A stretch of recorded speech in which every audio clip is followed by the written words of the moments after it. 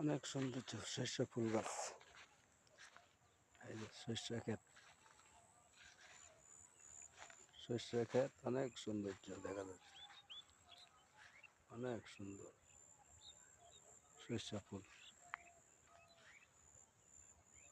কি সুন্দর ঘ্রাণ, আহা, ঘ্রাণ আর ঘ্রাণ, অনেক ঘ্রাণ শস্য ফুলের, অনেক ঘ্রাণ।